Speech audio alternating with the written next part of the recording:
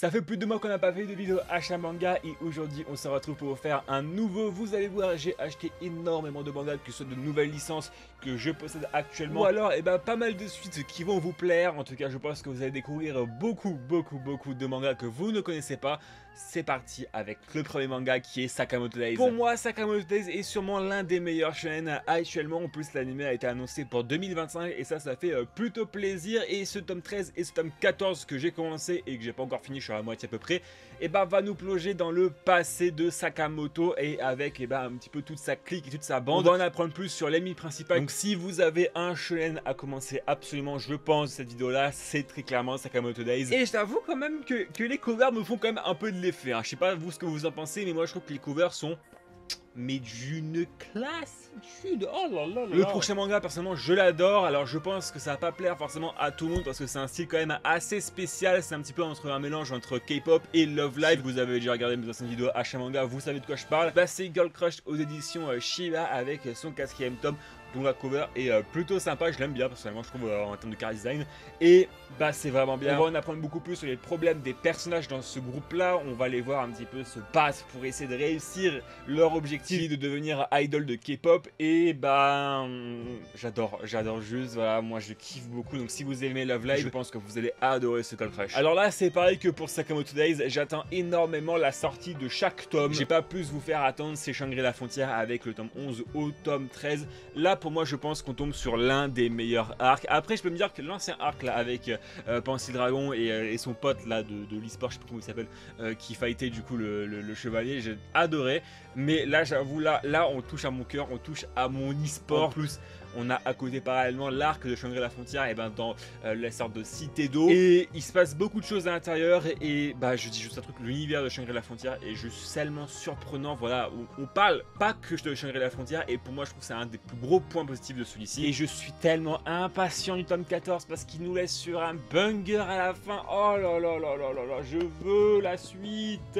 Je pense que le prochain manga c'est sûrement la romance la plus connue actuellement qui existe. Beaucoup d'entre vous le connaissent et je pense que beaucoup d'entre vous aussi l'adorent. C'est le tome 12 de Sexy Cosplay Doll. Ce tome là est juste magnifique. On rentre sur la fin de la fabrication du cosplay. Je sais qu'est-ce qui nous attend dans le tome 13 et dans le tome 14 à peu près, parce que je me suis fait vite fait spoiler, hein. Merci TikTok, plus jamais je vais sur TikTok pour me faire, je me fais tout le temps spoiler de toute façon là-bas, donc ça me casse les couilles. Je veux pas trop vous en dire plus, mais après cet arc là, après ce cosplay là, très clairement il y aura un tournant dans l'histoire de Sexy Cosplay Doll. Et j'ai trop hâte. Et à quand la saison 2, bordel? J'attends, ça commence à faire long l'attente, hein. Je vais encore dire que c'est un banger, mais vous devez absolument pas m'écouter, mais écouter ce légendaire Hideo Kojima qui a récemment posté sur Instagram une photo de lui avec un t-shirt de Licorice Rigole, le tome 1 de chez Panini. Je m'attendais que Panini juste publie le manga classique, mais non, en fait ils vont publier tous les spin-offs. Et ça, je suis super intéressé parce que du coup les spin-offs c'est pas adapté en animé, vous comprenez. C'est juste un animé qui après a été adapté en manga et le manga juste sublime et respecte tellement l'animé et c'est juste formidable. Nous sommes dans un Tokyo d'aujourd'hui où une organisation gouvernementale secrète appelée Direct Attack qui lutte contre les délits et les terroristes. On va suivre Takina qui fait justement partie de cette organisation qui va être mutée au café Licorico. Après avoir désobéi aux ordres, elle va rejoindre Shisato qui fait aussi partie de cette organisation et ils vont faire leur petit bout de chemin. Si vous n'avez pas regardé l'animé ou plus, foncez le regarder. Vous voyez l'animé, la perfection qu'est l'animé, et c'est pareil en manga. Le manga est juste parfait. Les dessins sont juste magnifiques. Shisato et Takina sont juste aussi tellement bien faits, tellement incroyables, tellement attachantes. Surtout Shisato, elle est tellement attachante cette fille. Juste suivez le conseil de Hideo Kojima et mon conseil, commencez Licorice Rigole. Vous n'allez pas le regretter et je pense que vous allez revenir sur cette vidéo là et vous allez me dire merci chez Kendo pour m'avoir fait découvrir Licorice Rigole, c'est beaucoup trop bien, c'est l'un de mes animés préférés. La saison 2 a commencé très récemment, c'est Oshinoko avec le tome 11 Collector et comment dire que la malchance des openings de cartes me suit dans ce tome 11 Collector, parce que pour ceux qui ne savent pas, dans ce tome 11 Collector on pouvait avoir des cartes dédicacées, pas réellement dédicacées mais dédicacées par, bref vous avez compris. Et moi je voulais avoir Yoshino mais j'ai tellement pas de chance que j'ai eu Ruby, Aquamarine et Ruby.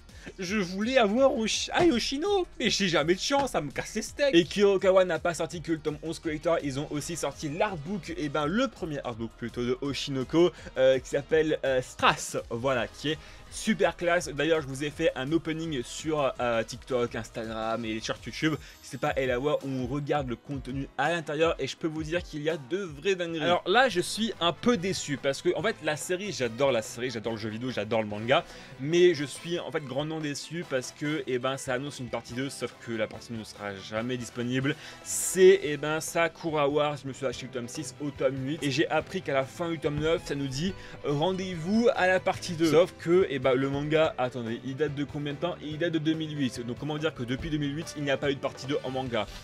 Bah que j'aille me faire foutre en fait hein. On va passer à la partie Yuri de la vidéo et j'ai beaucoup de Yuri à vous présenter. Voilà à peu près tout ça. Les 4 premiers tomes de I'm in Love with the Villainess. Si je voulais reprendre l'animé de I'm in Love with the Villainess, ça serait avec le tome 2 du light novel ou alors le tome 5 du manga que je pense que je vais me le faire en manga. Magical Revolution, la princesse réincarnée et la jeune prodige de chez Crunchyroll, et je crois que c'est le premier Yuri de chez Crunchyroll si je dis pas de bêtises. Et en fait c'est un Yuri qui va pas se concentrer sur la relation amoureuse des deux protagonistes, mais plutôt sur comment le protagoniste va essayer et va faire en sorte de pas devenir en fait la princesse du royaume parce qu'il ne veut pas devenir la princesse du royaume, des problèmes politiques etc.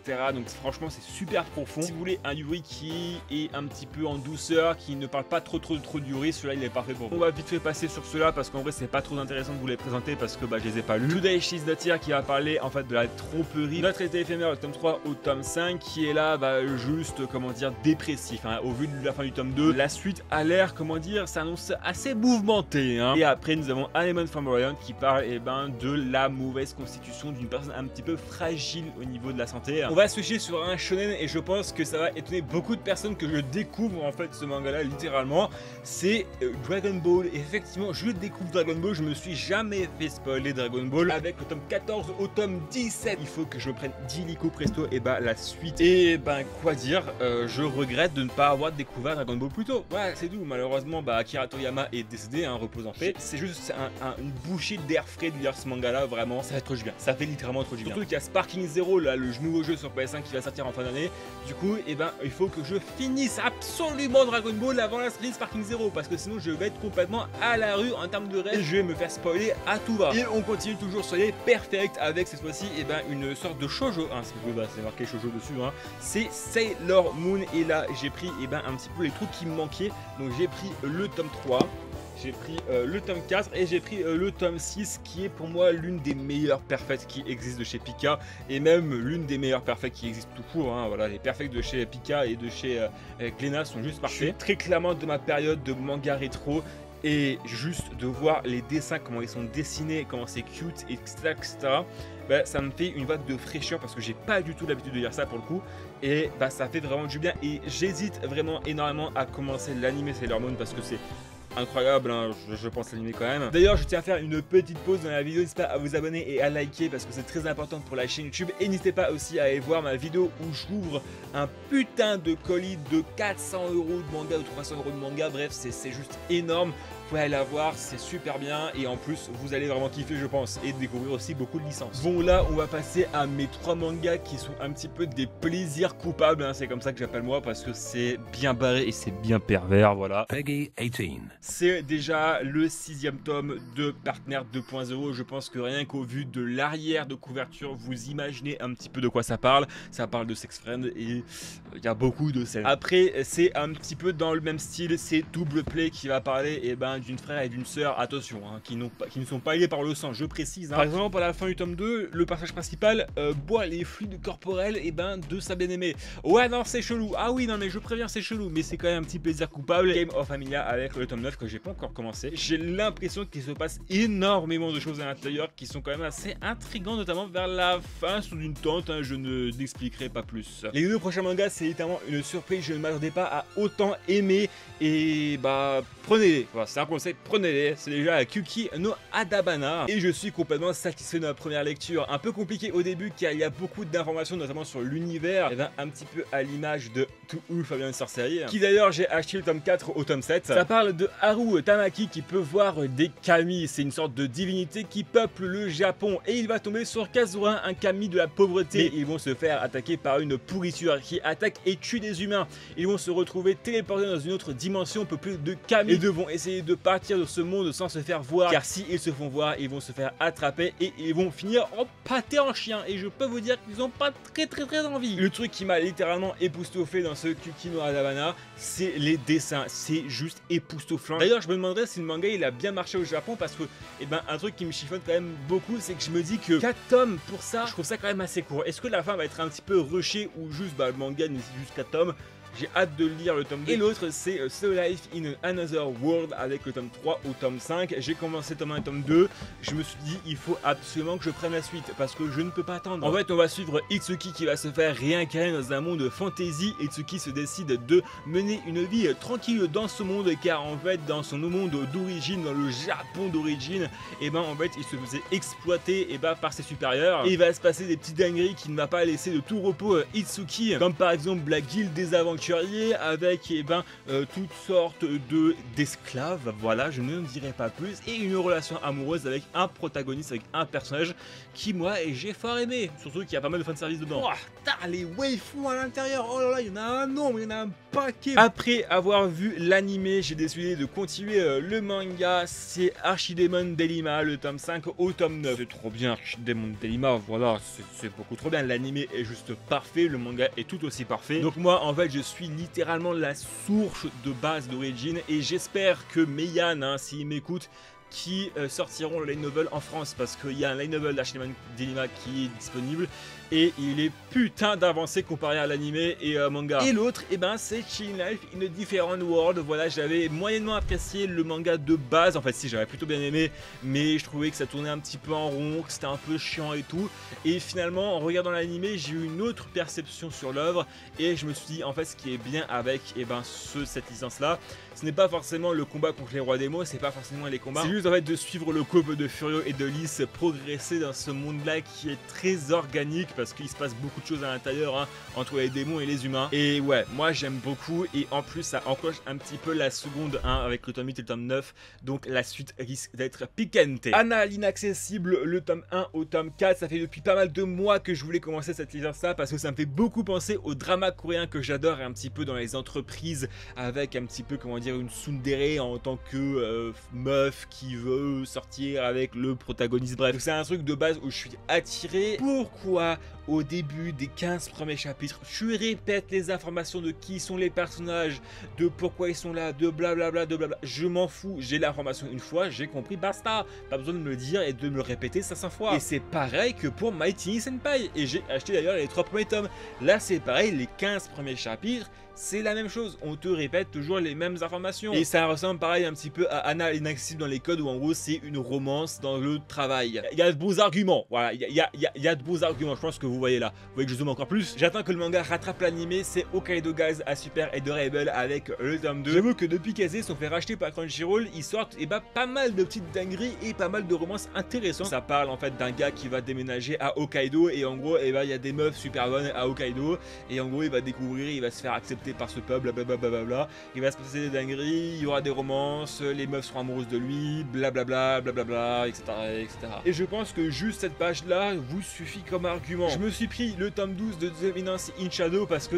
c'est la continuité de l'animé. J'ai la flemme d'attendre le film, parce que le film qui va sortir je crois en 2025, j'ai la flemme d'attendre 2025, du coup je continue avec le manga. Là, ce qui va se passer dans The Eminence in Shadow, c'est une dinguerie. Shadow retourne à Tokyo, et ça annonce des trucs, ça annonce des trucs de dinguerie, voilà, j'ai même pas de mots pour exploiter et pour parler de ce qui va se passer en fait. Là c'est une sitcom pareil que pour Teen Senpai et que Anna inaccessible, sauf que cette fois-ci là ça ne répète pas les informations 50 000 fois, milliards de fois, et c'est cool. C'est les allumés du conseil, les 2 premiers tomes, et je voulais m'acheter le tome 3 parce que j'ai adoré le 2, j'ai adoré le tome 1, pourquoi je passe directement au 2, j'ai adoré le tome 1 et le tome 2 c'est pareil, c'est super drôle, c'est fun, les personnages du conseil sont juste complètement what the fuck. En gros ça parle d'un personnage principal qui doit aller rejoindre le conseil des étudiants, parce que sinon il va redoubler parce qu'il a de trop mauvaises notes, alors que c'est un super bon élève et ben dans la littérature, mais en mathématiques c'est une catastrophe. Et j'aime bien suivre ces petites aventures, ces petites histoires de ce conseil complètement barré. Bon bah en tout cas voilà, moi j'espère que cette vidéo vous aura bien plu. Il en aura fallu du temps pour montrer tous mes achats manga, hein, parce que la vidéo fait plus de 50 minutes, hein, en tout cas moi à son enregistrement, c'est pas mal. Donc en tout cas n'oubliez pas de liker et de vous abonner. On se retrouve pour une prochaine vidéo. Allez, à plus tout le monde.